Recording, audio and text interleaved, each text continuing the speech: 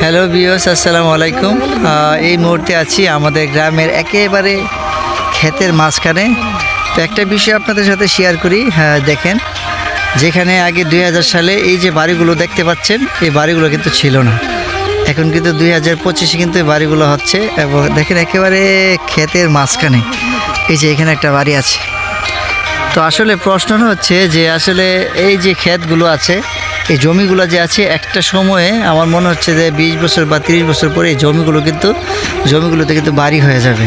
তখন দেখা যাচ্ছে আমাদের কিন্তু খাদ্যের ঘাটতি অটোমেটিকলি চলে আসবে। তখন ওই যে এখন চাউলের কেজি খায় কত, 70 টাকা কেজি, তখন চাউলের কেজি হয়তো বা 140 টাকা হয়ে যাবে।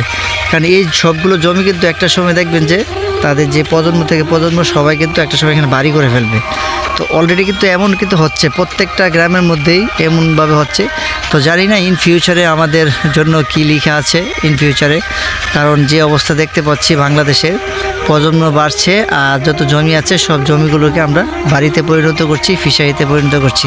আসলে এটা থেকে আমাদের বের হয়ে আসা উচিত, জমিগুলা রাখা উচিত, কারণ ইন ফিউচারে যাতে আমাদের খাদ্যের যাতে ঘাটতি না হয়। তো যাই হোক, ভালো থাকবেন আর ভিডিওটা ভালো লাগলে শেয়ার করে দেবেন। আসসালামু আলাইকুম ওয়া রাহমাতুল্লাহ।